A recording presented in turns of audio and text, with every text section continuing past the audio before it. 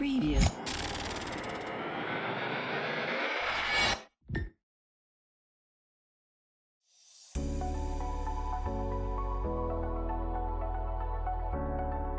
So welcome to the the second general meeting of the year.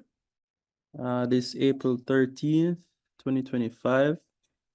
So welcome everyone who's joined us today. Those who have joined us before and those who have joined us for the first time. So let me just share my screen so you guys can see the PowerPoint presentation I have prepared. You can see the agenda for today. So let me share my screen.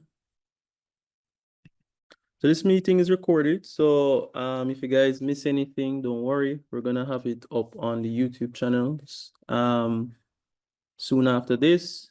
So today is a very exciting meeting because today we're actually going to be demoing our new LawBot. So as you guys would have remembered, we would have had a WhatsApp version of the LawBot released some months ago. So we decided, why not have a new way to interface with the LawBot? So nowadays people don't text, everybody's sending voice notes. So it's a lot more easier to communicate that way. Feels a lot more natural. So we thought, hey, why not?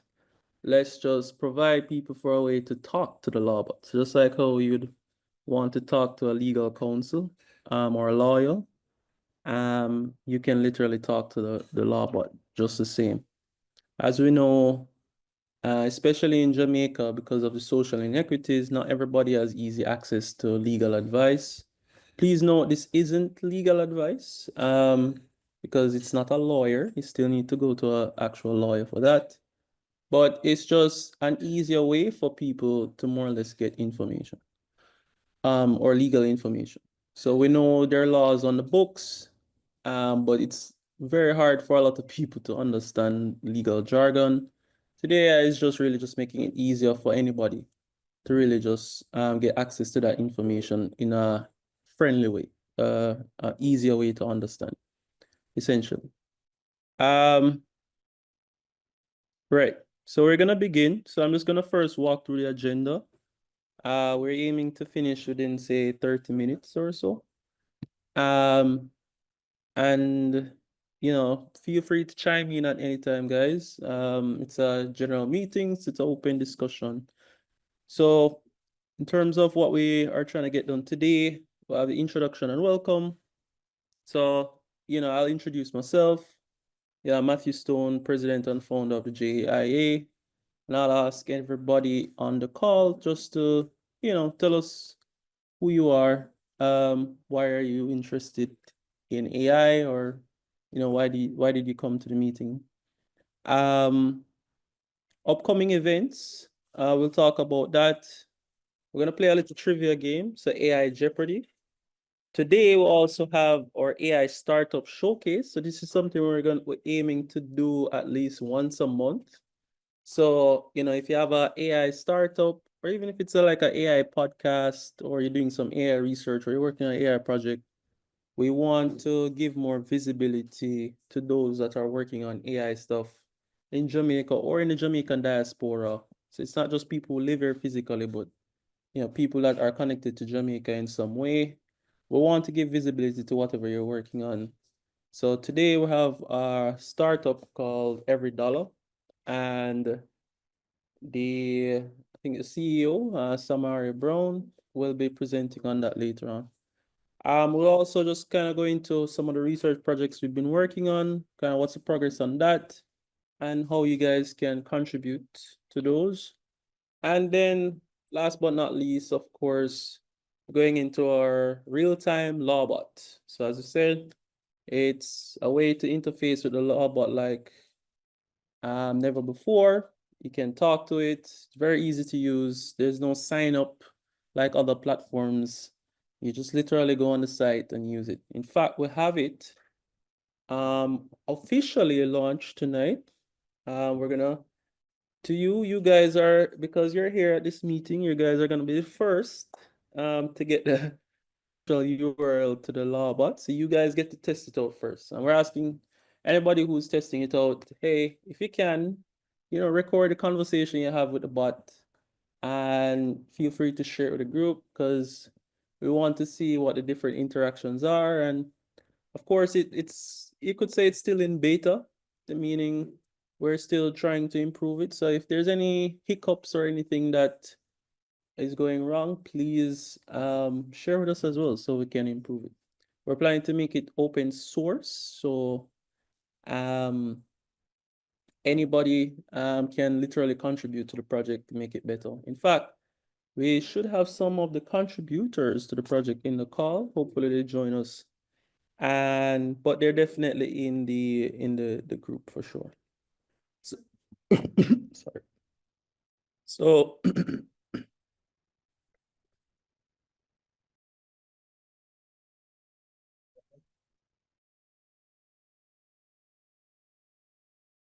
so we're gonna just go to the first part of our meeting, which is just welcome and introduction. So again, welcome everybody to our first meeting. I'm excited for what's in store in terms of AI in Jamaica and the Jamaican diaspora. We want to definitely have more meetings like this. We want to have physical meetings where we get to actually see each other, connect with each other, network with each other. And I encourage you guys to, communicate. We have a WhatsApp group. We have social media pages, of course. But yeah, I encourage you guys to make use of the network that exists, the network that we're building here, because AI is going to form a very important part in the Jamaican society. And we have a unique position to help influence, AI policy in the country. So, we actually have a very important part to play. So I'll just start by introducing myself. As you guys already know, so I'm Matthew Stone, President and Founder, Jamaica Artificial Intelligence Association. I should be joined by my board. So we have Daniel Geddes, our Technical Director. We have Dimitri Johnson, Project Manager. We have Jordan Madden, Research Director. I have Zoe Duncan, our Secretary. We have Sikani Morgan, our Treasurer. And a new addition to our board, our interim PRO, Patrick Newman. So yeah, so those on the call, feel free to unmute. Just a brief introduction. Hey, I'm whoever you are, and why did you decide to take the time out of your busy Sunday to join us today?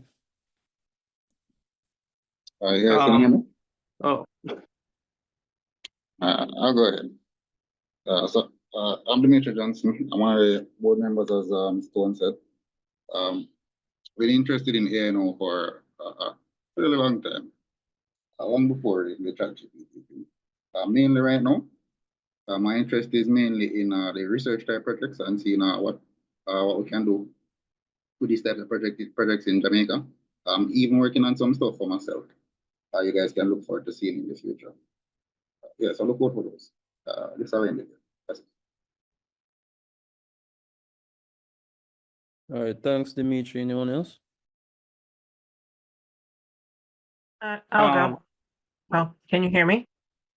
Yeah, we can hear you. Can go ahead. Hello, everyone. My name is Kimberly Hawkins. I live in Long Island, New York, so not in Jamaica at the current time, but I got interested in the Jamaica Artificial Intelligence Association by finding Matthew on LinkedIn. I actually did an AI literacy class in Montego Bay at the Montego Bay Cricket Club a few weeks ago and was looking for people that were interested in AI coming. We had about 11 people show up, but it was very hard to get people interested in the thought of AI, what it is, and et cetera. So that's why I started looking for people on LinkedIn in Jamaica. So I found Matthew and he invited me tonight. So thank you, Matthew, for inviting me tonight. My interest in AI is more on the governance side. I have a background and career in internal audit, technology audit, risk management, and compliance, and just looking to grow my network. All right, And thanks. also, I'm the founder of Blacks in AI Governance. All right, awesome. Thanks, Kimberly, for joining us. No worries. Anyone else? Hi, my name is Kevin T. So I am in the JAIA group. I've been interested in AI for a while now since I've got exposed to the concept. I'm just here more or less to see the launch of this new LawBot because the implications of it seem really cool because I can see it being used for other things and I'm really interested to see where it goes from here.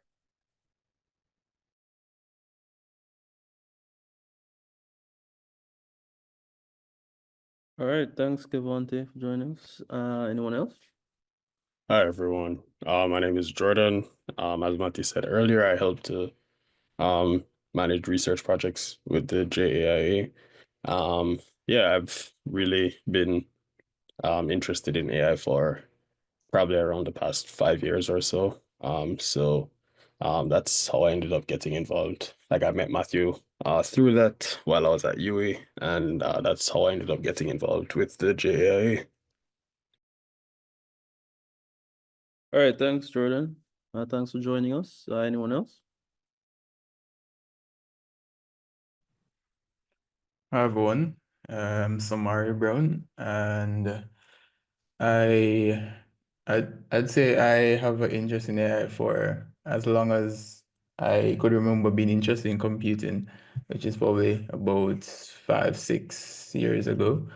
I joined tonight. Want to talk about EveryDolla and how we use AI just to help with personal finance and so on, and just to also see what's happening in the community, Jamaica Artificial Intelligence Association. Outside of that, I work in the banking and finance industry, and my interest in AI is really machine learning for finance. So, I particularly work in like credit risk modeling. So, when you come for a loan, we develop those scoring models to predict your odds of default and so on. Yeah, that's my interest.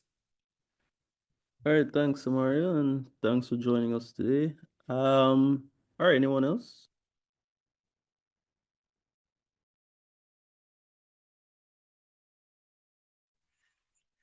Good afternoon, everyone. I'm Cleon Mullings, a software developer.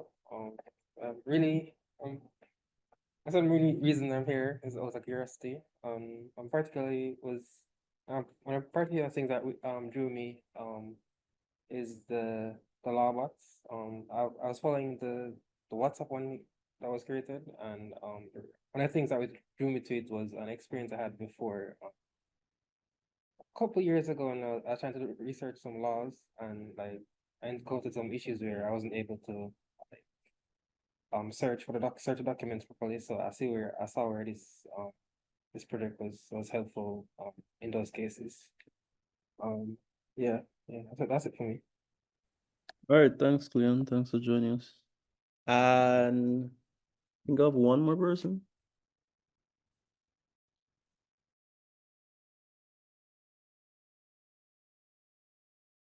I think it's Raheem. Oh, we have Zoe here as well. I mean, you guys can unmute when you're ready.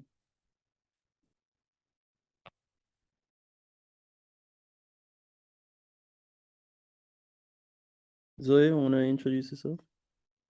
Good night, everyone. My name is Zoe Duncan, and I'm the secretary of the JIA. All right, thanks, Zoe. Thanks for joining us. Raheem, I don't know if you're on the call. See you. You're muted if you're talking. All right. I think you might have stepped away from the computer. Oh, okay, no worries. All right. All right, so we'll move on. Yeah, so thanks everybody for joining. Really appreciate you guys coming out. I know it's a Sunday. Not usually a day that people give to others, but I think what we're doing is quite important, and I really appreciate the fact that you guys came out tonight to show some support for the community. All right, so let's just look at some upcoming events. So what we want to do is to have more frequent events. And what we're gonna do is to start posting up our events on the website. So if you guys don't know about the website for the JAIA, if you go to jaia.org.jm, at the bottom of the site, you'll see like our upcoming events. So the aim is to frequently update this so that you guys can see what the upcoming events are. And of course, you'll have the link that you can easily click on. So as you can see, our general meeting. So we want to have an event, at least an event every week. So events include, whether it's a workshop or a debate, we're gonna have at least one of those every week. We're looking to cycle between Saturday or Sunday for the events, because that's the day that most people tend to be free enough to get a decent turnout. But in terms of other big events, we want to have like a AI game jam. So, we heard this term called vibe coding of late, where basically even if you're not a coder, you can literally just type some prompts into something like ChatGPT or Gemini or whatever, and you can literally make anything you want. So I want to try something like that, but with a video game. Maybe we can put the theme as like a Jamaican themed video game, and you have to do it purely in AI. So yeah, it's an inclusive competition because you don't necessarily have to have like expertise in coding or anything like that. The idea is to, as best as possible, I guess, with your prompting skills, try to see how the AI can make a game completely from scratch. We want to have a physical meetup in the summer. So I want to encourage you guys to so we'll announce in the group, so keep close watch to like the website or the social media pages. So we're JAIA_876 on our social media platform. So please keep close eye to those so you can know when the events are coming up. But I want to have a physical meetup in the summer. So if you're in Jamaica and you want to kind of see the faces, look out for that. Want to have an AI art competition. You guys know you can make art with AI. So want to see who can be the most creative utilizing AI to make art. And again, want to see if we can theme it around Jamaica. And of course, we're gonna have hackathons throughout the year, virtual and physical hackathons. All right, so we'll probably spend about 5 minutes debating this topic. So our debate topic for this today is, will China or the USA win the AI race? So just to put some context to this conversation, as you guys know, China, US, very big superpowers right now in the world, both economically, militarily, and now in technology with the AI race. I guess you could say the US got a head start with things like ChatGPT, with the Google and all of these AI companies. But the other day, there was a model that came out of China called DeepSeek that literally rattled the entire US stock market. And, people started wondering, should it really cost this much to develop AI? They claimed, the company DeepSeek, that they were able to build it a lot cheaper.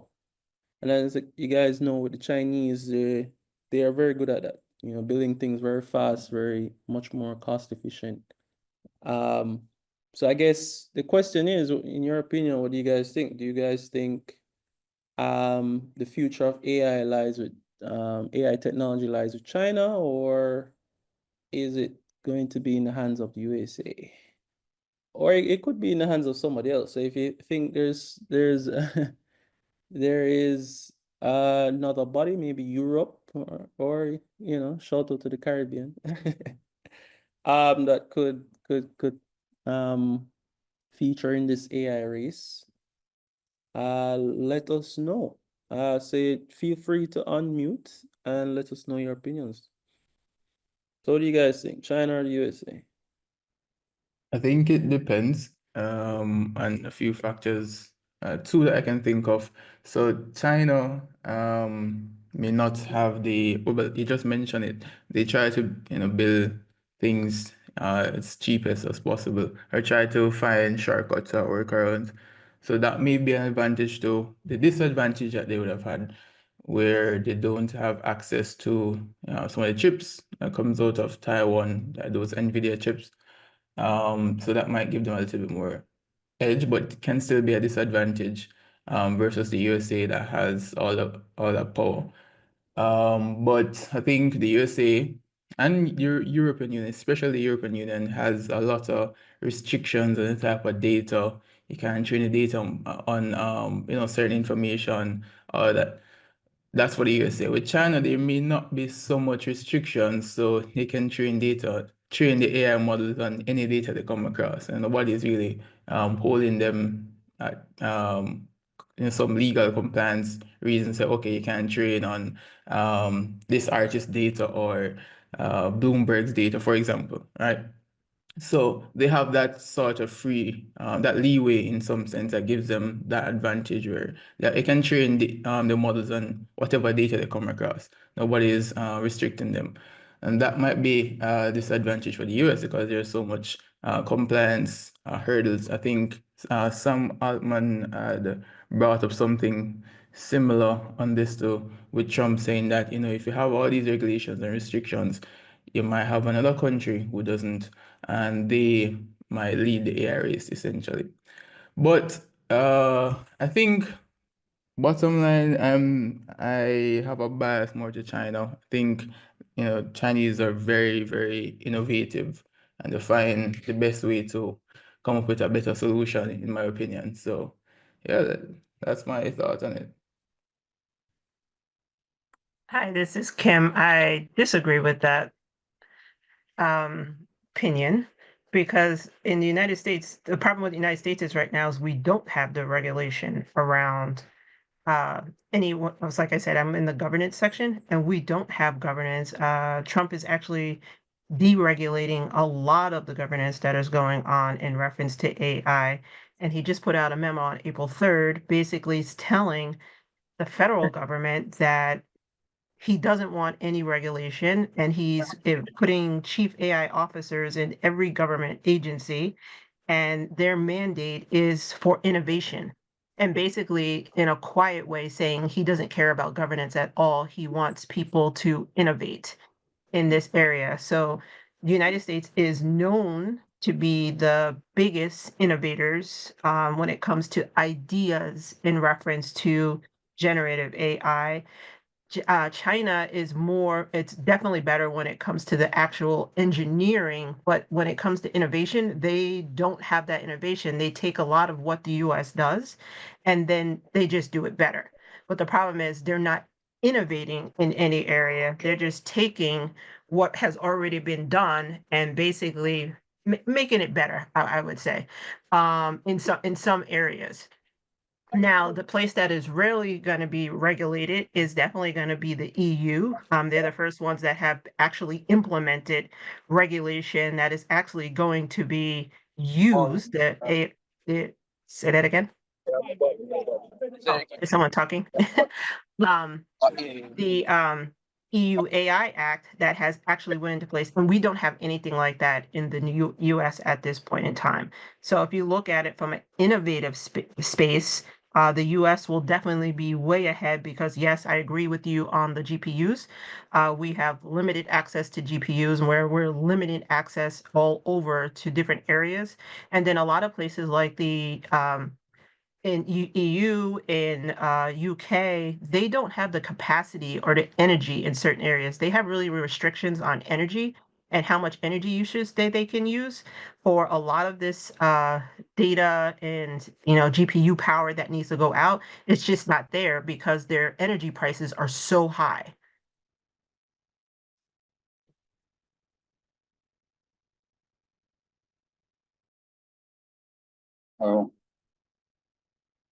What I think is that in the current paradigm that we're in, where it's very expensive to train even your most basic AI model that is actually practical to use, I think China would be the ones going out on top, precisely because they're more focused on efficiency than innovation. The problem with innovation is that in order to be at the forefront, you really have to invest a lot of money and a lot of time, a lot of effort essentially, a lot of capital to be at the forefront. Whereas people that are slightly behind you, they don't really have to invest all of that. They don't have to drop all of that investment. But they're just behind you and they can catch up in probably a couple months. People are saying like China right now is only about 6 months behind America in terms of technology, right? Eventually we'll get to a point where the AI is good enough and it will be saturated.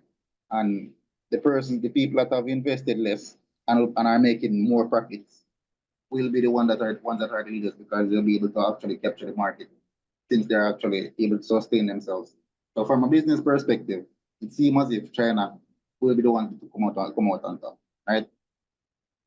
But maybe still not. Still, like what we see now is that OpenAI just came out with a new feature, and that seems to be a very profitable feature. So I guess if they can keep up those types of innovations for long enough, then so that China isn't close enough but behind them, they could stay sustainable. But from a business perspective, China really has a better business plan, sustainability plan, really.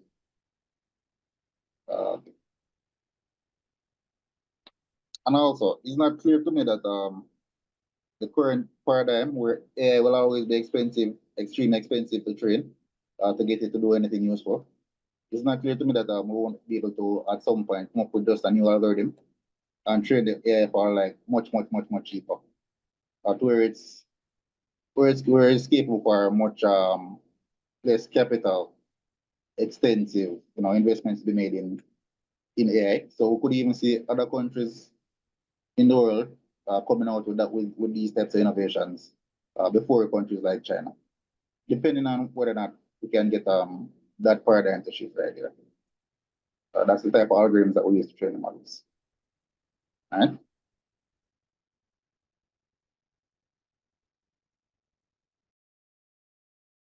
All right, sounds good. Anybody else want to chime in?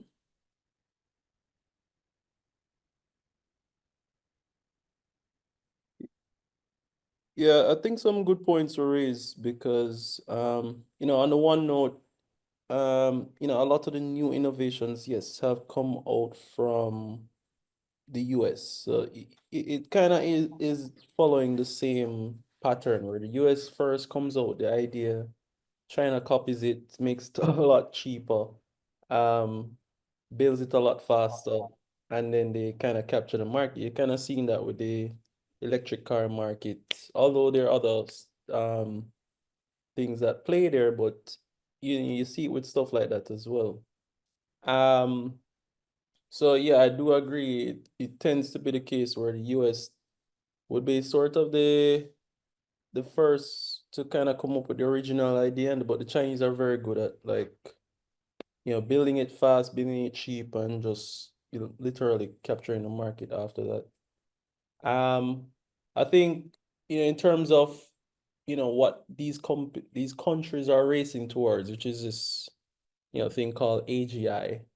I think it's gonna take a little bit of both. So it's gonna take that originality in terms of ideas, but also the ability to build it fast and cheap as well, which I think both countries have skill sets at. Honestly, to me, whichever country it is, I think open source will win out in the end. It's a bit surprising that the Chinese companies have been embracing open source over the American companies, which to the point where you know, the American companies are starting to follow suit. I hear OpenAI saying they plan to possibly release some of their previous models, open source some of them, and that possibly they got that whole thing wrong. So I found that a bit surprising because technically usually Chinese society is more closed source in terms of releasing information and stuff like that. So the fact that they've allowed their companies to kind of be releasing their technology open source is a bit surprising. So I guess it is a part of the strategy to kind of release the domination from one country to kind of spread it out more, which I guess it's turned out to be a pretty smart strategy actually. Well, yeah, they had to do something. They had, sorry for butting in, but they had to do something to differentiate themselves from the US, right? So that was one of the things that, you know, was an eye opener. Mm-hmm. Yeah. But can I say one more thing? Another thing I think too that is really good is that GPUs are being released, as you per se, in other different continents. So I think that Africa, since it has the world's largest, you know, population under 18, and they're just starting to get GPUs, and you're starting to see a lot of AI companies come out of Africa. I think that's going to be another hotspot too. I think that's definitely going to be like an emerging hotspot coming up in the next 6 months or so. Yeah, that's a good point. I mean, I think there are gonna be a lot more. Well, at least the future I'm hoping for is a more in terms of disbursement, in terms of it being more distributed, in terms of AI talent, AI technology. So the power not just being in these few countries, China and USA, but you know, you have AI labs popping up all over the place. There's Africa, the Caribbean. Mm-hmm.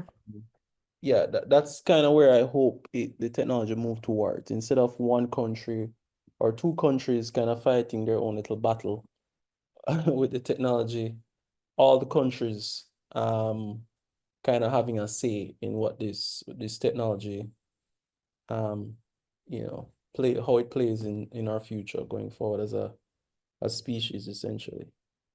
Quick question. Other than in colleges and institutions, is there a AI hub in Jamaica anywhere, whether in Kingston or Montego Bay or anywhere else? Currently, no. So there's no like official like AI hub. There have been conversations. I know the government have been in talks with a few private entities in terms of creating like less so AI, but more just generally like coding and development Technology. stuff like that and technology. But in Okay. terms of the AI hub, not at the moment. It's definitely in the conversation, like people are talking about it, but I haven't seen any like concrete moves to making that happen. I think it would be a great idea, but at the moment there are no concrete moves in terms of making that happen right at this instant. Okay. Is Google in Jamaica? Google, I don't think so. I don't think they have like an official office or anything like that. Okay. Thanks. Yeah. I know Microsoft has been hiring people from here in terms of remotely. I know a few people that have, you know, they've hired directly from Jamaica. Okay. There's a few other companies. I do notice a trend where more and more like companies, foreign companies are noticing that there is a talent pool here in Jamaica and they're starting to tap into it, which I'm hoping to see more of going forward. I think we will see more of the big companies starting to tap into the talent pool. So, you know, we're more than just good, you know, for certain sectors, such as BPOs and whatever, but we have other areas that we can provide talent pool for example, like coding and stuff like that.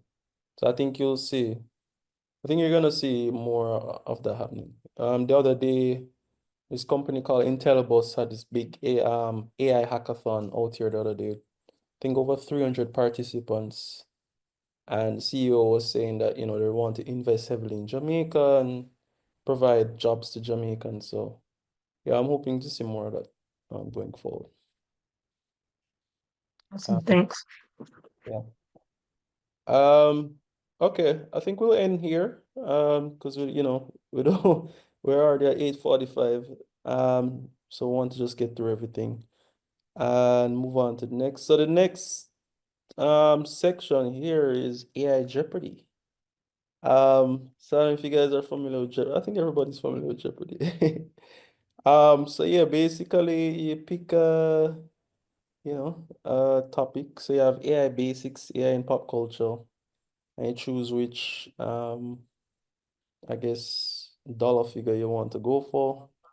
I guess whoever has the most money in their pot at the end will win $100 Amazon gift card.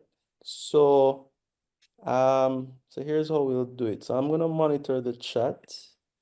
I guess whoever just says which one. So how you just be like AI basics $100. And then I'll ask the question, and if you get it right, then yeah, you'll add that to your thing here, how much money you've won essentially. And whoever ends up with the most money gets $100 gift card. All right, so I'm monitoring the chat. So I guess we'll begin. So here are the categories. Just pick whichever.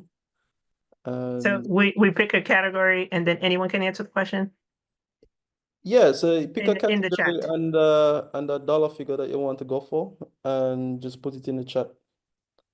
Put the answer in the chat. Oh no, you don't answer in the chat. So you So if I say right now, can I have AI basics for 100 Alex? Oh You yeah. just answer, yeah, okay. Yes, if you want to do it in the chat or just want to talk, yeah, let's do that. If talking is quicker. Yeah, let's do it that way. So I guess whoever I hear first, then we AI basics for 100. AI basics for 100. All right, so give me a sec. Let me stop sharing so I can ask the question. All right, so AI basics for 100. This is a fairly easy one. This is what the A in AI stands for.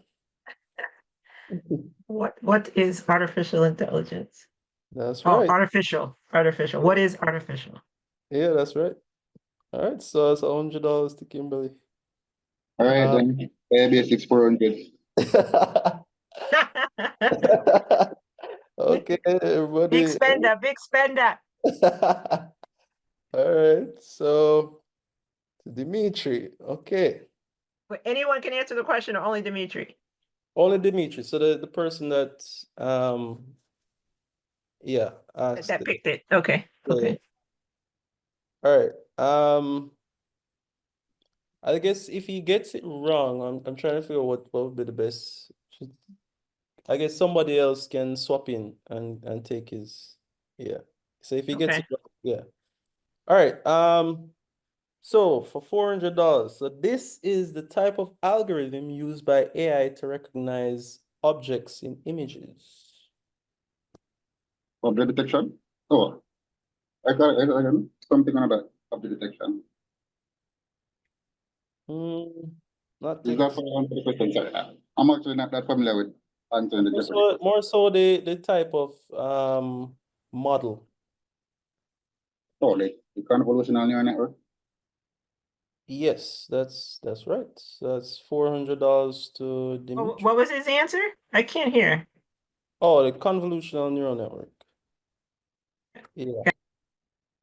All right, so 400 to Dimitri. All right, anyone else? AI basics for 500. All right.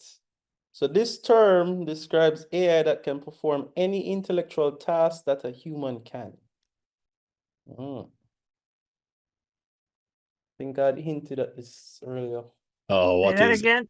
Oh, Oh, So, go ahead. Wait. no, the person. Kimberly, Oh, you're only giving it up, Kimberly? Can you say the question again? Sorry.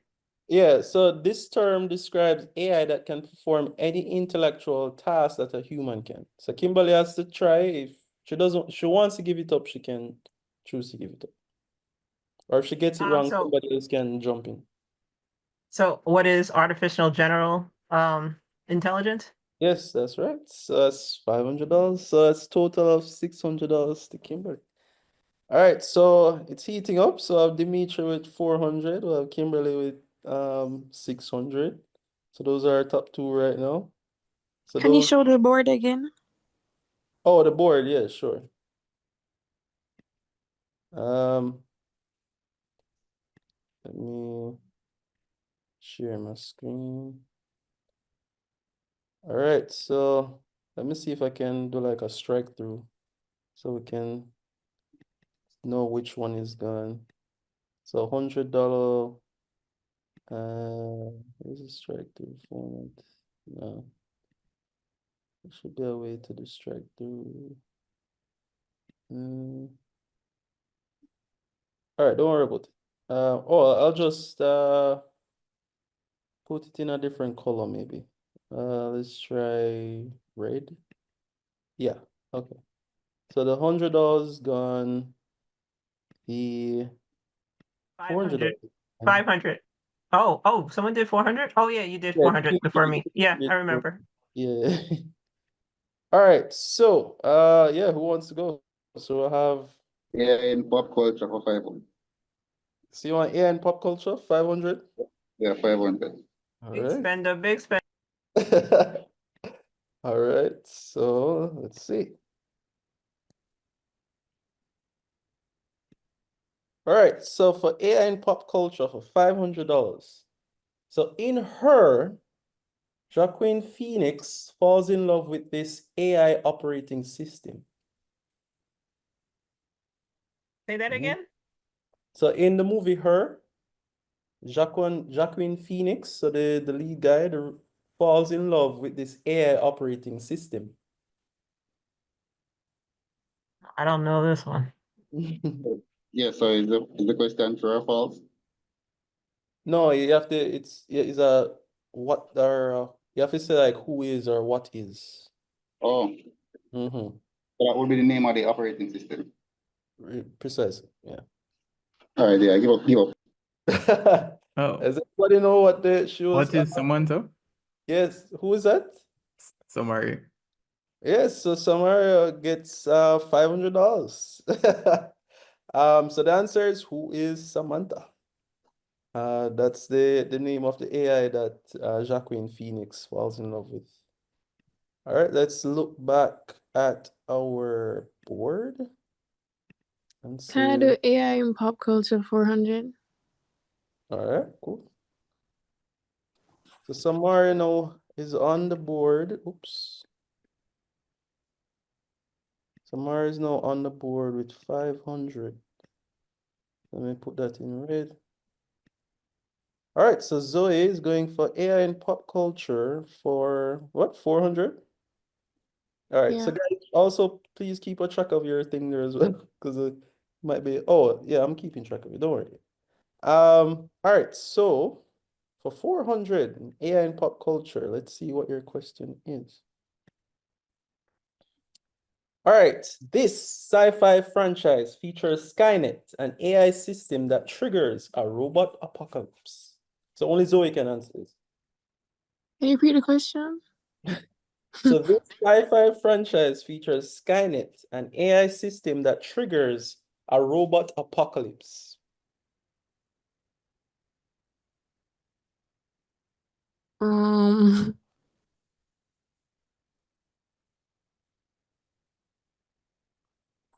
Any hints? No hints.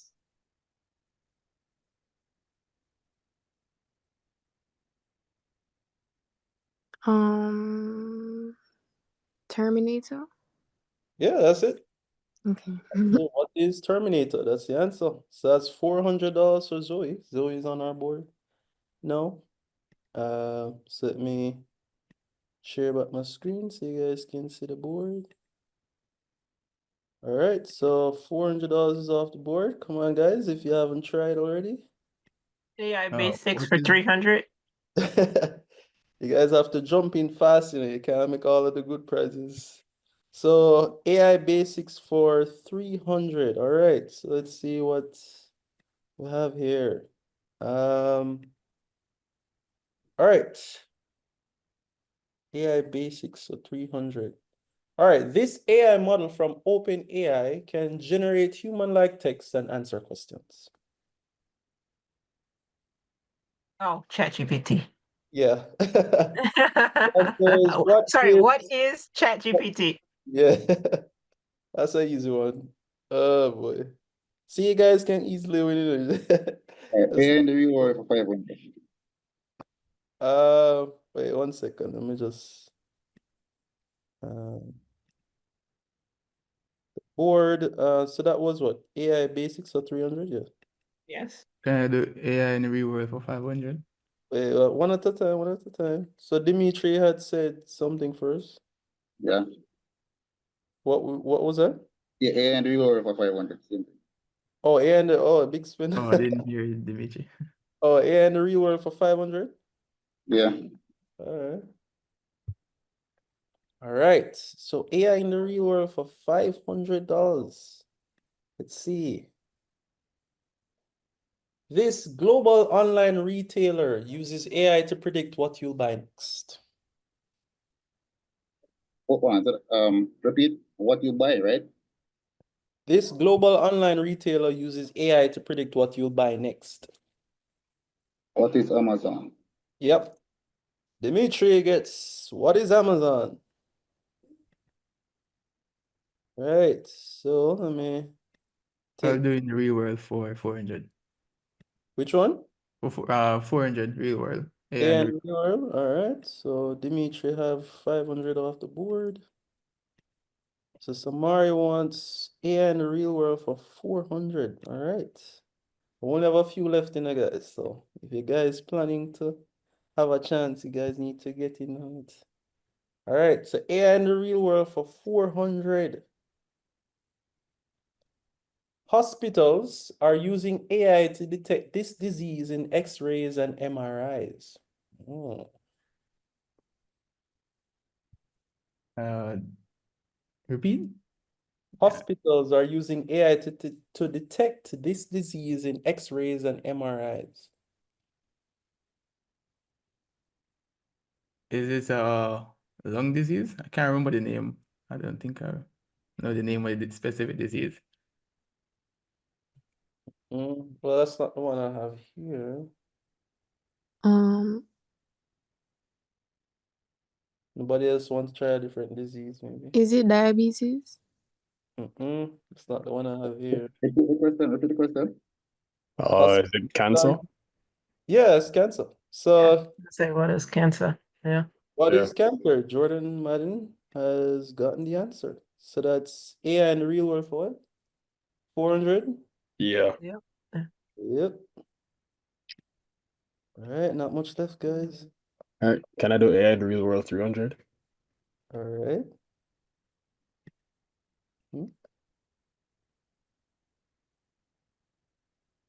Okay. All right, so Jordan, you're going for AI in the real world 300? Yeah. All right, let's see what we'll have here. So AI in the real world for $300. This kind of AI model powers tools like DALL-E and Midjourney.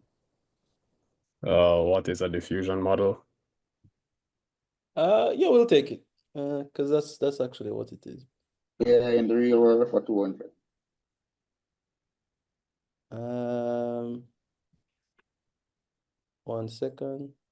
Let me just cross it off board. So that was AI in the real world for 300. Yeah. Yeah. All right, competition's heating up. So that was Dimitri. Which one? 200 and the real world. That one. 200 AI in the real world, right?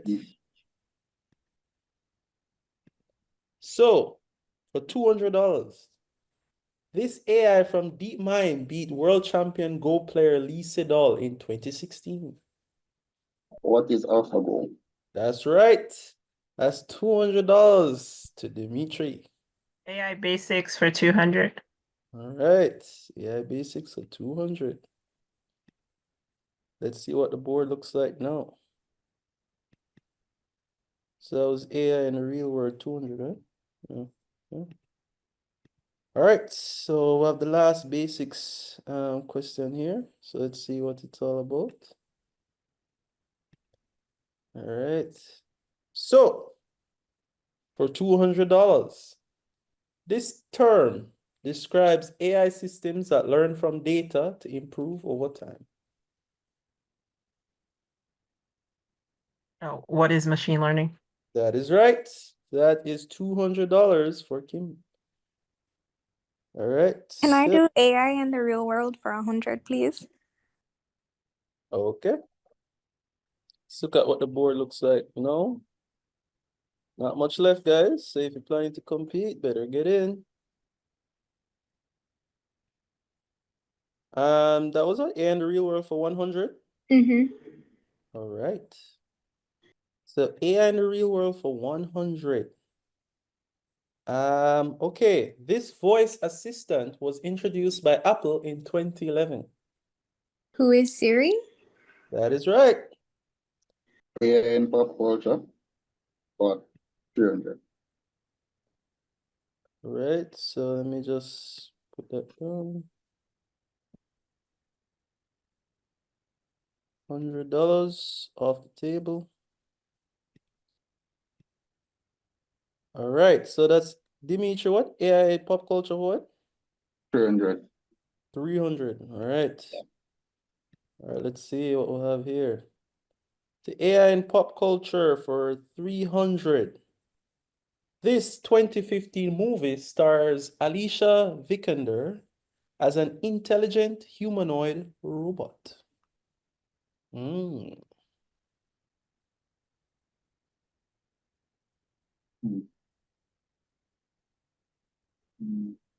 I know the movie, but can't remember the name of what the movie was.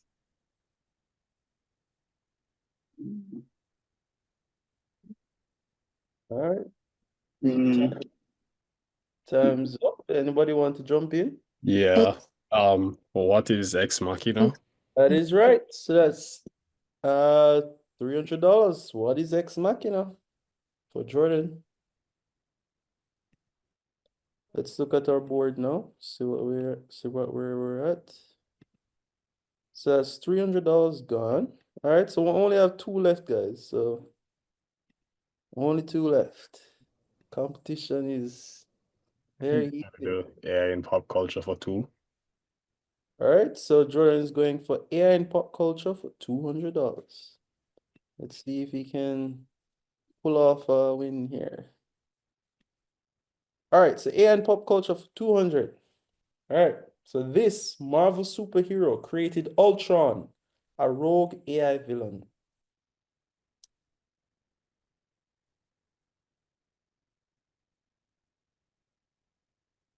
All right. I think it was who's Mr. Fantastic? Nope. Can I go? I like to Can I- try. Can I go? All right, so I heard Zoe first. Okay. Was it Avengers? Nope. So it Can I go? Was Can it I get the try? Can Tony I get Stark? it? Come on. I think I heard Kian. Was Tony it Kian? Stark? Who said that? Samari. Samaria. All right, so it's yes, that's right. Who is Tony Stark for $200? Guys need to keep up on your. Can I do the Wait, last you one? said who created or you said what was the name of the movie? Oh, who created? Oh, Yeah. but the movie was Avengers. Yeah, the movie, but it's who? Which superhero created Well, I it? should get half a mark. Oh, no, no. Get Avengers. Avengers 1, 2, 3. All right, so who's second to last one? Yeah, I did. Who's that? Kim. Okay. Mhm. All right, so For AI pop culture for $100. This AI character said, "I'm sorry, Dave. I'm afraid I can't do that." Mm-mm.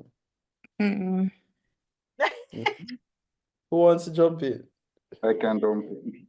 All right. That's out from 2000 A Space Odyssey.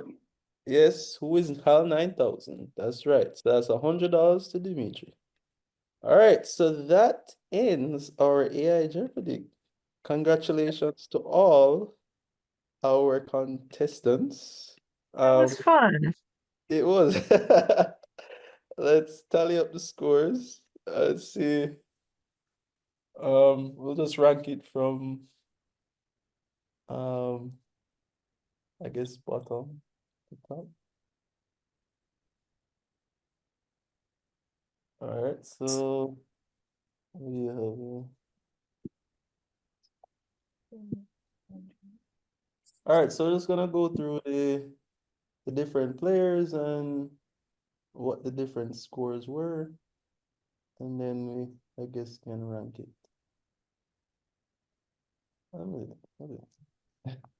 All right, so so I have Kim, so it's not Kimberly, so Kim, with $100. We have Zoe with a score of $400. All right. We have Samario with a score of $700. All right. We have Jordan Madden with a score of $1,000.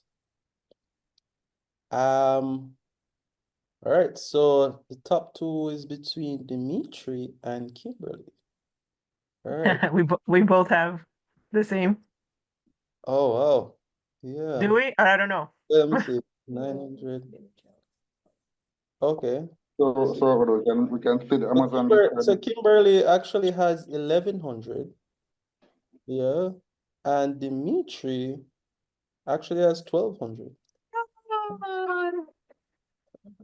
Yeah. So Dimitri Last 100. by $100. So you're the winner of the AI Jeopardy of $100 gift card. It's a good game, guys. Congrats to all the winners. All right. Congratulations. It's definitely a very close fight.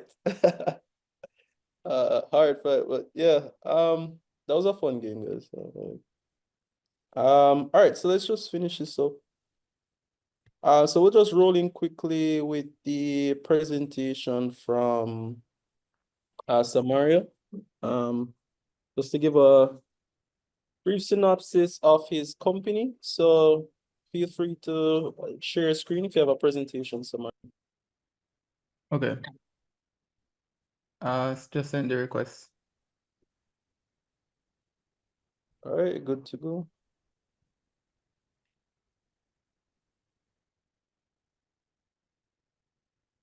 Okay. All right. Thanks, Matthew. Quick question. Can anybody remember exactly how much you spent last week? And if you can remember the exact figure, where were the places that you spent the most? Anybody can remember that? Or even last month, for example. I don't know how much, but probably the food store. Same. Anyone else? If you have and the third question, the budget. So does anyone have an active budget that you try to stick to at least every month or every week or however you set it up? And keyword, try to, yes. Okay, nice. All right, so EveryDolla, which is EveryDollar without the R, is a personal finance app that was developed and aimed at persons who are interested in tracking their spending in near real time and just seeing where they're spending the most and how they using AI to see how they can save and cut back on a lot of impulsive purchases, or if you have a subscription, sometimes you have hidden subscriptions, and EveryDolla helps you to find those and you can cancel those subscriptions essentially. Now, like I had mentioned before, I work in finance. At the moment, I'm assistant manager, data scientist at Jamaica National Bank. So one of my passion is just machine learning and AI in the banking space, in the finance space, in like investments. I use AI in my personal investments and quantitative trading, that kind of thing. So I have a passion for that. And so when I got my first credit card about a year ago, yeah, roughly a year ago, and I was sort of paranoid because I grew up hearing, oh, credit card is bad and you need to know exactly how much you spend and you never miss a payment, that kind of thing. And it was out of that paranoia that led me to develop some scripts from the start. So, okay, so I noticed each time I spend or each time I use my credit card, immediately the bank would send an email notification telling me where I spent the money, how much I spent, which card was used, the date and time of the transaction. And so I had developed a script that would pull that data immediately as the bank sends it. And then I would have that in an Excel table. And I could analyze my spending. So it's actually still active each time I use my card. And you can see from all the way, I started using this from when was it? Yeah, and around July thereabout, right? So I started using this script. So this Excel file gets populated each time I use my card up until now. But this is where the idea for EveryDolla came, right? So I could see the status of the transaction, the card that was used, the date, the time, currency, amount spent, and then I would convert that amount to GMD and so on. And I started using this Excel or Google Sheet to do some analysis to look at how much I'm spending versus my credit limits, top places where I'm spending. And it gave me the idea, yo, I think this would be a cool app that persons would enjoy using and would help a lot of people. So that sort of started the idea behind EveryDolla in a sense. And then we built out a lot more cool features behind EveryDolla. So we were established in 2024, with the mission of democratizing personal finance management in Jamaica. We're currently registered in the US, so we're a Delaware-based company, but we're targeting the Jamaican market for now. And the vision is to become the leading personal finance platform globally. It's a huge vision, but that's a vision. Empowering users to take control of their financial health. So, key factor, we're currently the only fintech solution in Jamaica that allows users to link bank accounts through email-based transaction tracking.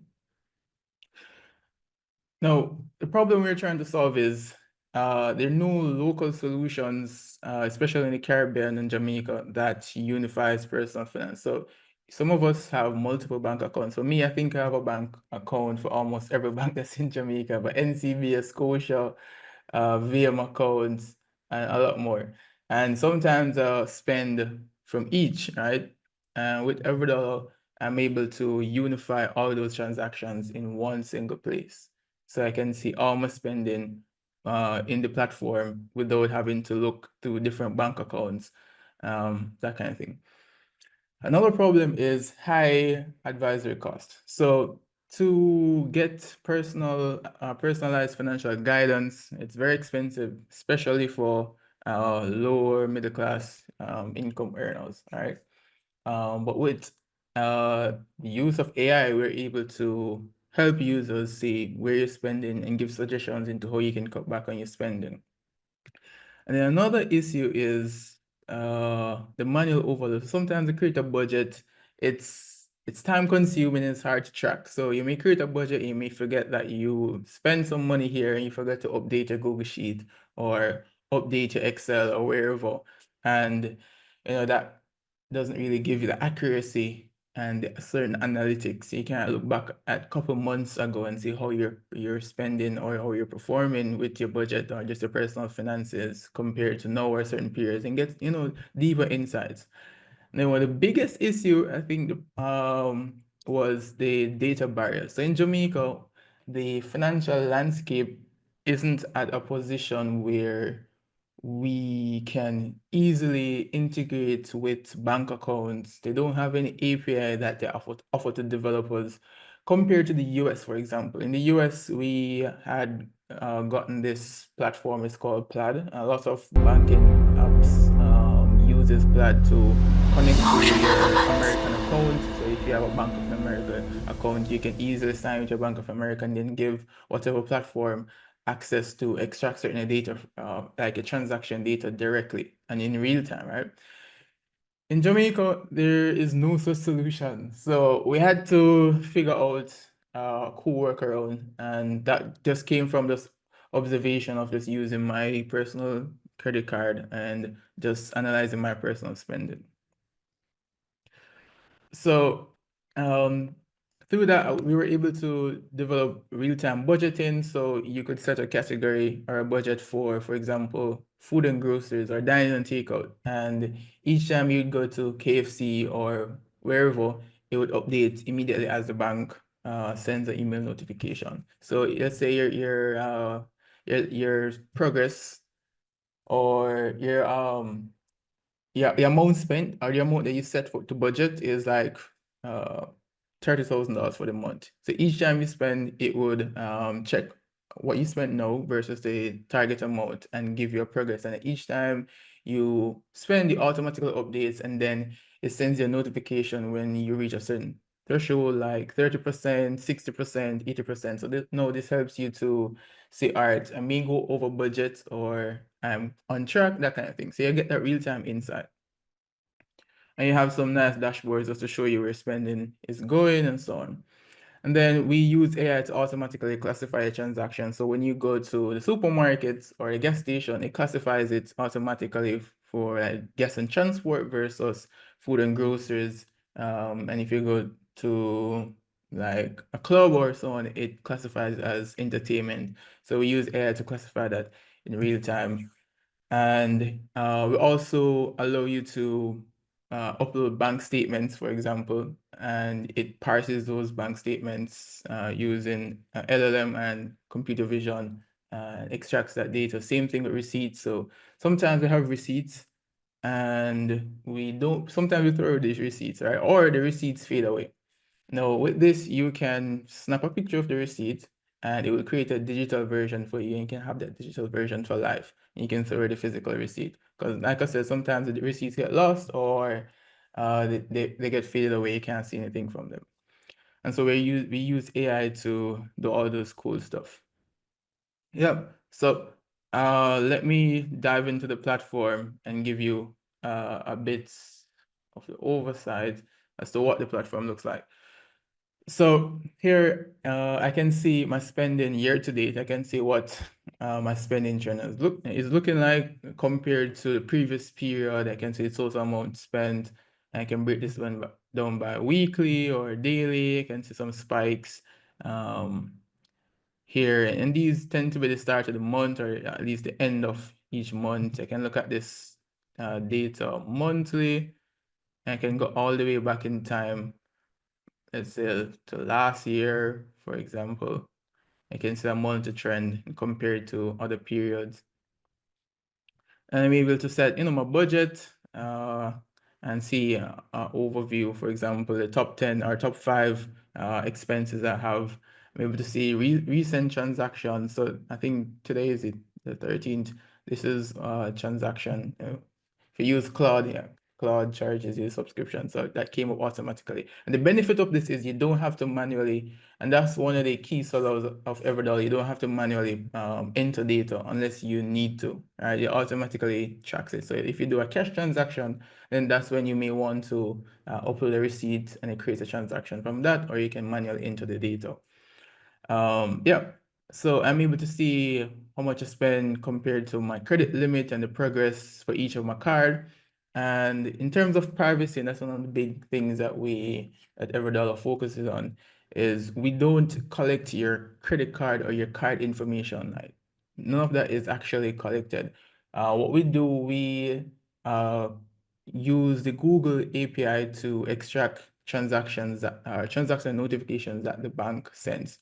All right, so we did this for those who are in cybersecurity. You may be familiar with this security assessment. It's called a Tier 2 CASA security assessment, which Google requires. So, for example, if you want to use the API to access user data, you'd have to do the security assessment, which analyzes your platform, look for vulnerabilities, and if there are any security breaches or potential security breaches, they have to patch those before they can give you access. And so we went through that extensive process. They check how you store your data, if your data is encrypted, stuff like that, make sure your platform is robust and secure before you can get access to the API. And so in terms of privacy and data protection, we follow that to the T. We ensure that data is encrypted and that kind of thing. So Google, in other sense, approved this platform in terms of data privacy and security. All right, so we're not collecting your card information. But think of it this way: when you go to the ATM or you use or you get a receipt, on the receipt you see the same exact information, the last 4 digits of your card, how much you spent, where you spent. And say if you drop that receipt somewhere, somebody finds it, they can't tell that the transaction belongs to you specifically or do anything malicious with that information. And so that's the same information that we're extracting, but providing you with insights into the platform, essentially. Yep. So just take you through some of the dashboard features. I'm able to see, now from getting this data, I'm able to see like the top places I'm spending the most, top merchants. I have precise information. So supermarkets, a lounge, where was this? I think this broken plate, this was a restaurant, Amazon, and then I can see top categories, so like dining and takeout. I spend a lot of money on dining and takeout because I barely cook. And subscriptions, I have a lot of subscriptions, like Netflix and Cloud and ChatGPT and you name it. Yeah. And I can see the total spend for a particular period, the average spend per category, top merchants. And then one of my favorite feature is, and you may not see the actual value because we have on a privacy mode. So even if you're like showing this to somebody, you don't want to show the actual figures of how much you're spending, you can enable like a privacy mode, which would essentially blur certain values. Yeah, so that's what you're seeing here. So we have a spending calendar, which shows you, and bear in mind, if you have any questions, you can stop me or just interject and we can chat. So yeah, getting back to this, we have a calendar that shows you a view monthly of how much you're spending, right? And like a heat map, essentially. So days that you spend out of the ordinary, those would be in red, and then your typical or average spend would be in a green or orange, for example. So I can see on a particular day, the total amount that I spend, and then if I hover over that day, I can see number of transactions, then I can see the specific amounts that I spent on. So I can see KFC, bank transfer, and so certain other transactions. And again, you can go back all the way in time to get this data, all right? So when you integrate with EveryDolla, you can extract, or you can get data from the last 6 months to a year, as much data as you have, essentially. It captures that data.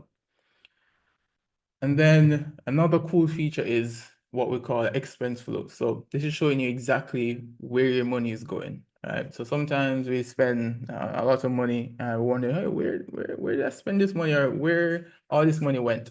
Well, the expense flow shows you, okay, this is total amount that you spent for this period, and you can break it down by the payment methods. I can see credit card, another credit card, my Scotia account, another debit card, and so on.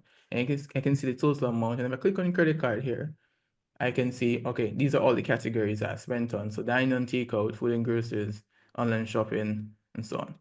And if I'm interested in seeing, well, what the hell did I spend $54,000 on during this month?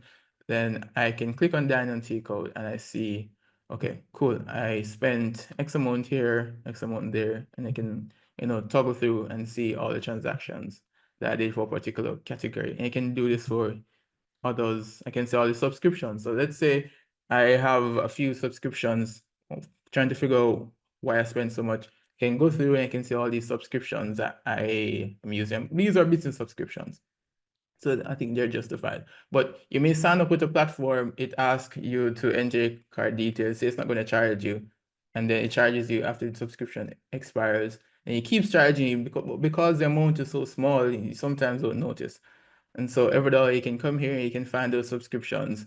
Let's say maybe I'm not using QuickBooks, I can cancel that QuickBooks and get, save some money. Because again, this stacks up over months and years and so on.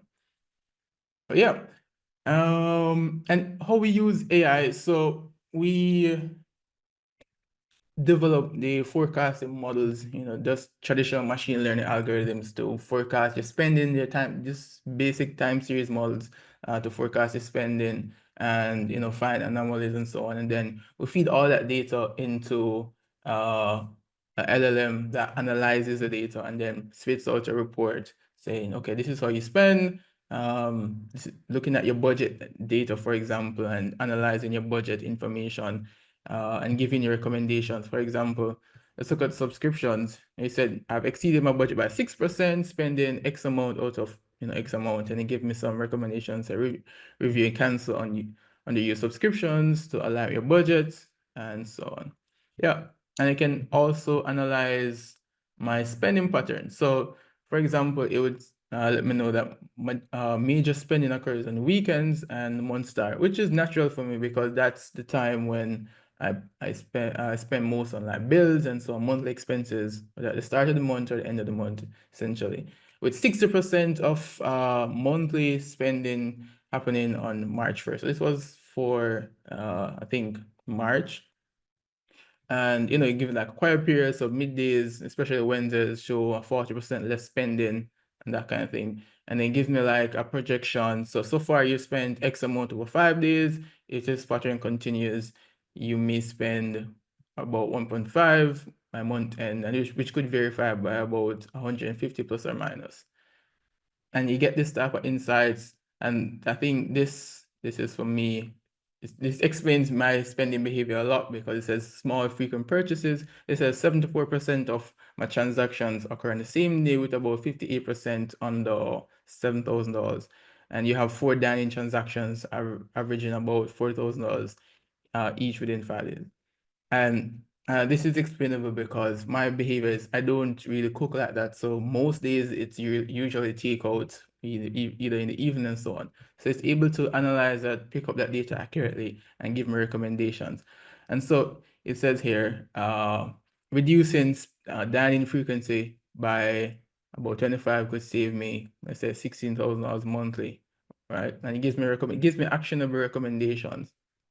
So that's how we're using AI. Like I said, also for transaction classification. So each time you spend, it classifies that data and so on. And yeah, and also for your budgeting, we have the budgeting features here. So you can come here, you can create a monthly budget. You can start with a suggested budget based on AI will use your data, your spending data. When you click on suggested, it would suggest a budget for you based on what it thinks you tend to spend in a particular month, and then you can create a budget from that. Then I can see what the tracking looks like. So for example, finance insurance, I can see I use 44%. And like I said, all this is in real time. I can see all the categories. This was for like an October budget, for example. And you can see like a November budget when I overspend, a December, January, so on and so forth. Now, with this data, I can say, okay, cool. What's my savings like? My top largest expenses and budgeted versus actual spend, all that stuff. And another cool feature which I talked about earlier was the receipts. And this helped me a lot because I can just simply come here and get a big picture of all my receipts. I can essentially organize my receipts digitally, which I think is a game changer for me and a lot of persons. So here's an example. All you need to do is click here, upload a receipt, and then it would extract the data and create a digital version. And you can group these by the merchants or by category, for example. I can see the line items, how much you spent, and so on. All right, so how would you get started? Well, when you come into the platform or you sign up, you just go to settings. you connect the account that the bank sends the notifications to. And then you come here, click integration. So these are all the banks that I have integrated. So we support First Global, Scotia, NCB, CIBC, and Jane, JMMB, and VMBS. So these are the major banks that we support. And you just click on whichever bank that you use, and you'll automatically extract all the historical spending data for you, and then populate your dashboard and so on. If you have bank statements, let's say your company, we're working on EveryDolla for businesses as well, so businesses can track their spending and integrate with QuickBooks. And so if you have like a bank statement, you can upload a bank statement, it will parse that data for you, extract that data. And the only disadvantage with the bank statement is that it's not real time. So you'd wait at the end of the month to upload this. Also have a chatbot here at the top, at the bottom right. Let me zoom in and we can look at it, which just allows you to talk to, we call it Eve. We take it out of the name EveryDolla, we call it Eve. And Eve is the AI that helps you, figure out your spending. So I give it some questions. I say, okay, give me a breakdown of my budget. And it says, here's the detailed breakdown, March 2025, total budgeted, total spent, and I can see each category and so on. And let's say, and then it gives me some recommendations. I consider consistently going over budget with diamond takeout. This is funny. Considering setting stricter limits or exploring homemade meal options. My friends tend to tell me to do this option a lot, but I just don't have the time. Online subscriptions, and just give me a general insight and recommendation. And maybe I'm interested in seeing where I've spent the most this month. It tells me, okay, these are the merchants that you've spent the most on for this month. I can say, okay, which days I spent the most money this month, and I can see a breakdown, for example, spending by week and how much I'm spending and so on. It can give me like an analysis month to date on my spending, give me some insights and so on. But yeah, that's the core of EveryDolla. Here, I think this is the last screen, which is just a transaction screen.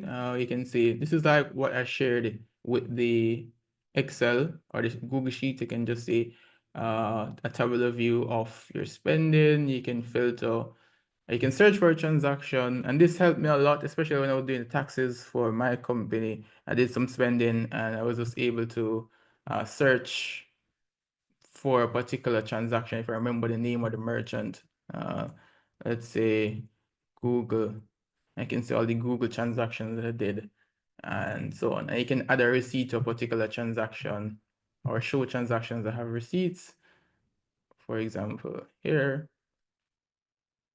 you can add transactions here. So you can come in, you can put the date, category, select the card I use, or if it's cash, I can just select cash, type in the merchant name, the amount spent, the currency, and so on. Yep. So what you guys think? Is this a platform that you'd use? How would you improve it? What features stood out most to you? So on and so forth. What do you think? Yeah, just based on what I saw, it's really great. Especially being able to track like the spending. I know I have a lot of subscriptions and I don't know where half of them half of that money is going. I just know I'm paying for a lot of stuff. I don't have a clue which card is paying for what, but especially with the receipts, being able to upload the receipts, and because I have a lot of like paper receipts all over the place, especially as you say when tax time comes around.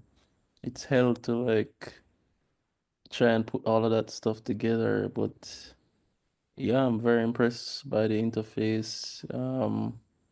The fact that you can get all that information from the emails, which this stuff would have been sent anyway, which is pretty cool.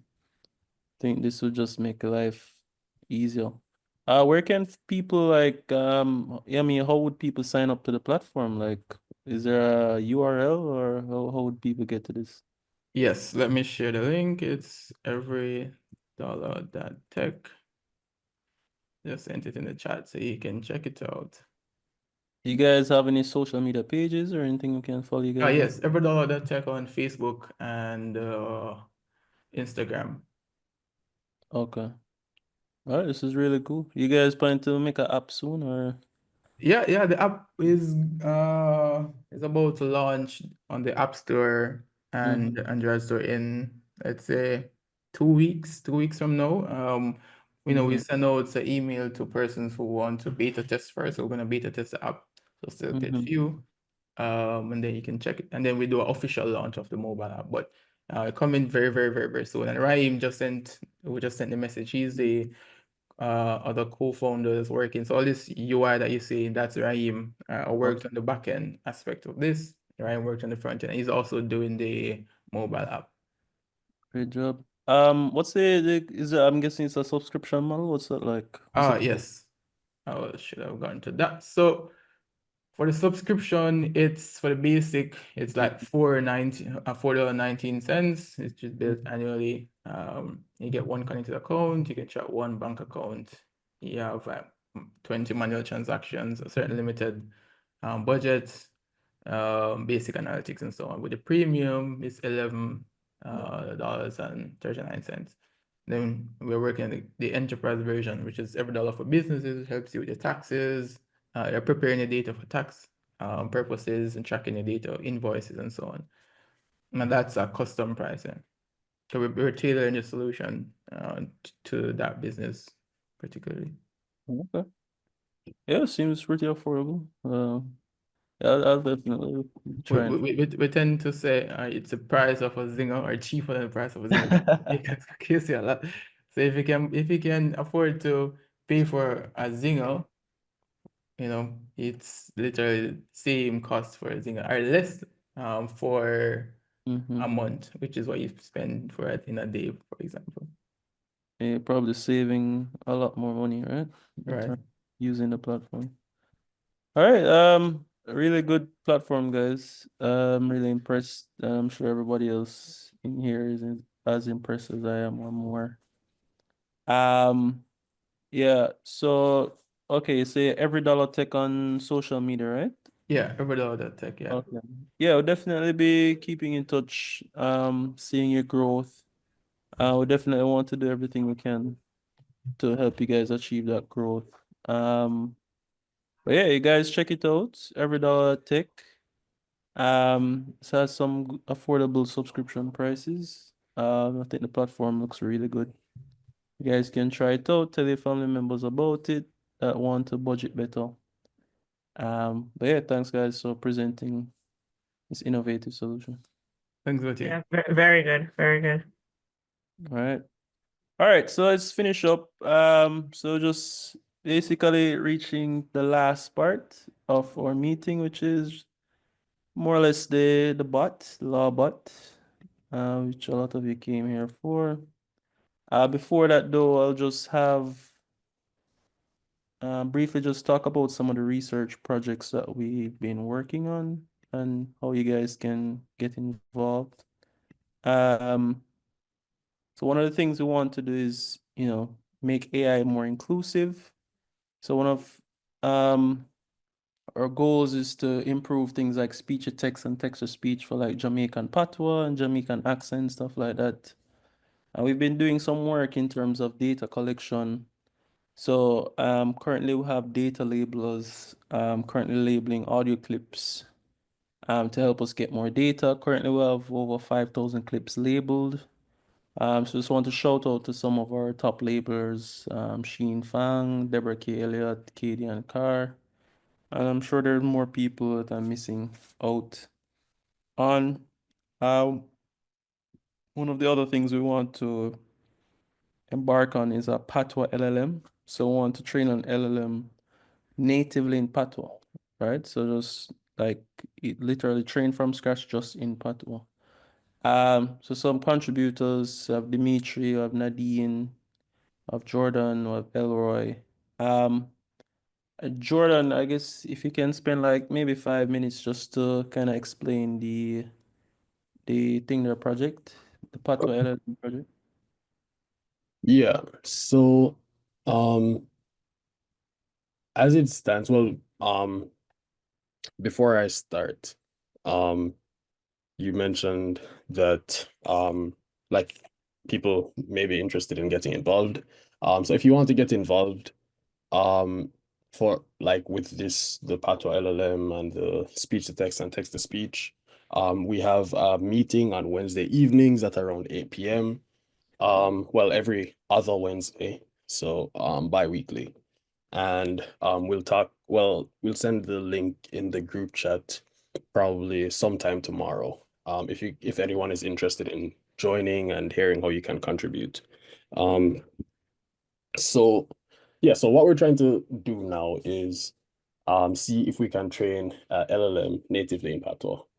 Because some like the big AI models like ChatGPT and Claude, like they can speak Patois to you, but sometimes it sounds forced. And if you've tried to talk to them in Patois for a bit, you'd figure out that they don't understand some, I guess, like contextual information that as Jamaicans we would understand. So what we want to do is we want to train a LLM in Patois, so that it can be like a conversational agent for Jamaicans essentially. So the big problem that we anticipate having is that there isn't very much patois data online, and certainly there isn't like data on this at the scale that we would need to train a LLM from scratch. So what we want to do is we have access. There are a lot of open source data sets in English that some smaller like 1B, 7B LLMs are trained on. So what we want to do, or what we're thinking of doing rather, is using an LLM to convert the English in the data set to Patois, and then training a LLM on the Patois data set. Yeah. So we have a couple of ideas for how to go about it.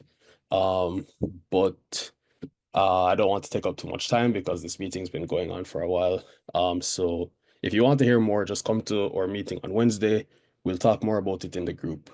We'll talk more about the meeting itself in the group and send a link in case you want to join. So yeah. Sorry, this is Kimberly. Can I say one thing? Yeah, sure.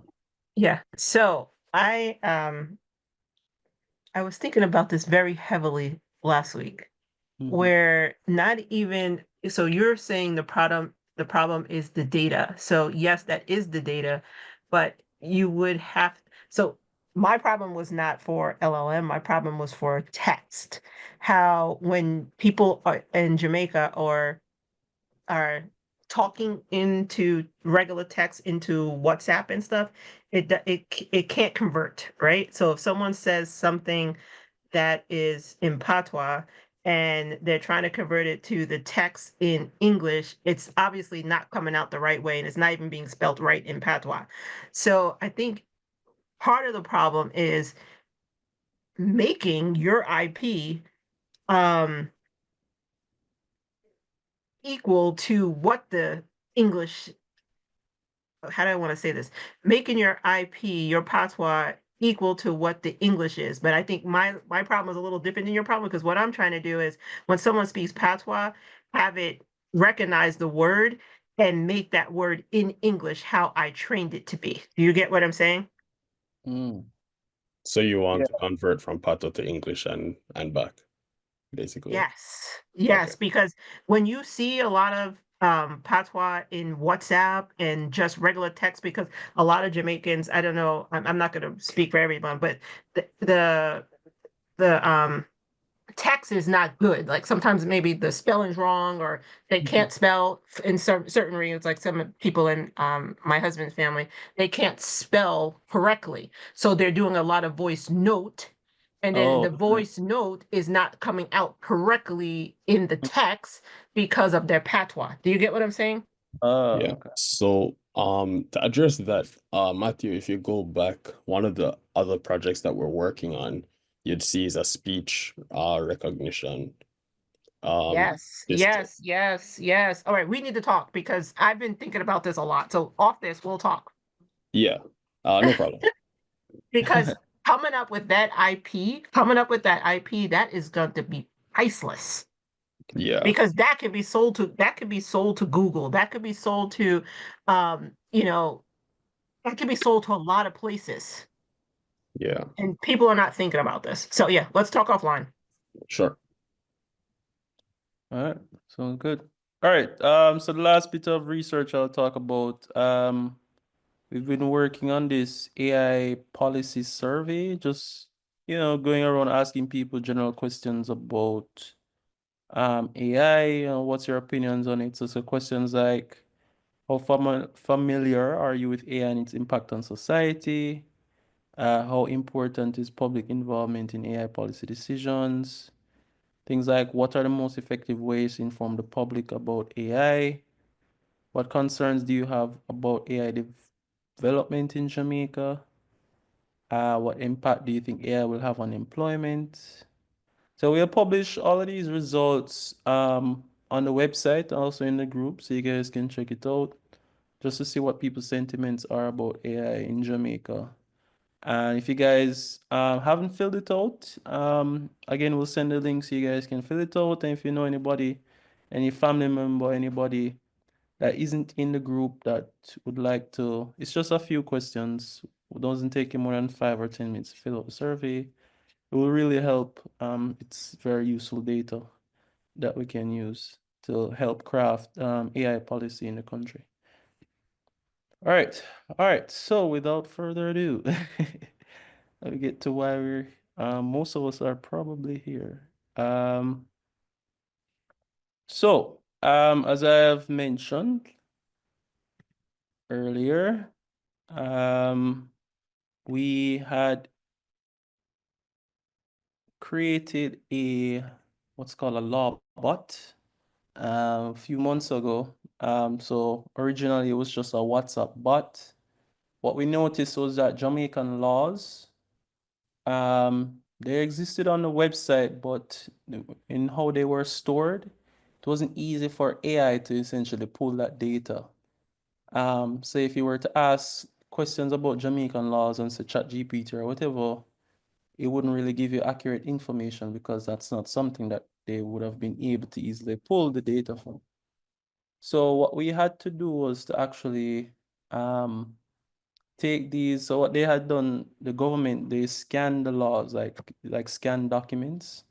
So we had to do some work using AI, optical character recognition, to actually pull the text from those scanned images. We essentially built our own data set. And essentially, these AI models now were able to use that information as context to provide information. So originally, the original interface was our WhatsApp chatbot, which you guys can even use right now. The number, I'll share it in the group again if you guys haven't used it before. But as we know, nowadays everything is voice. People don't have time to sit down and text. People just want to talk. So we decided to essentially come up with this site where you can have a real-time conversation. By real time, I mean just imagine talking to a person and just being able to interrupt them, correct whatever you were asking. Not like Siri where you kind of have to press the mic button and start. It feels like you have to start the whole conversation over again. We're talking about like a one flow real-time conversation where it's almost like you're talking to a person. And we wanted to provide this platform so that people would have legal information right at their fingertips, essentially. It's a very easy site to use. We've officially published the site. So if you guys actually go to bot.jaia.org.jm, the site is officially published, so you guys can actually try it out for yourself. That's bot.jaia.org.jm. I don't think you guys will hear it over Zoom because of the sharing settings. But it's very easy to use. You guys can literally press this button here and just ask it a question. And you can literally interrupt it while it's talking.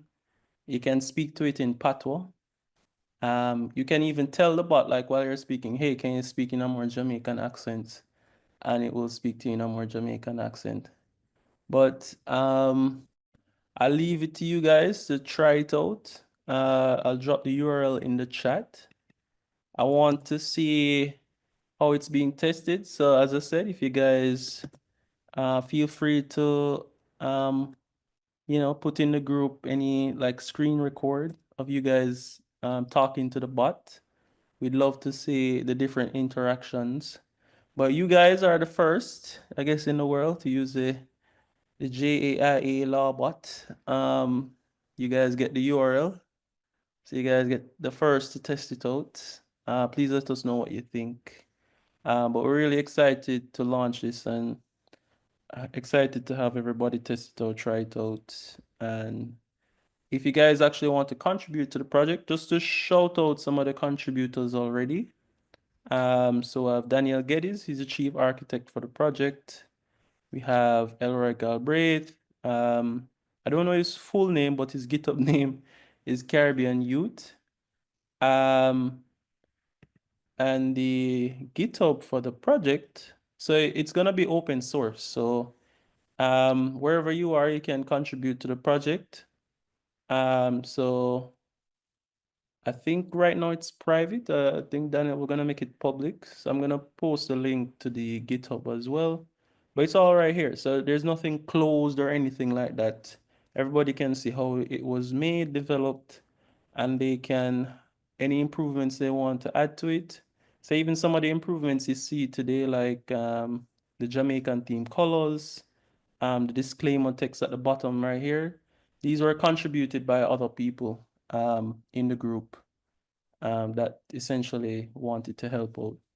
So we have a bunch of other features in the pipeline that we want to add. So in terms of being able to see where it got its information from, right? You'd have like a drop-down menu to see all of the legal documents it referenced to get its information. Things like using more Jamaican, more natural sounding Jamaican voices. Being able to, like transcribing the text while it's talking, and being able to save that text somewhere. Yeah, that's pretty much it. So yeah, just want to say thank you guys for coming out. Please, try it out.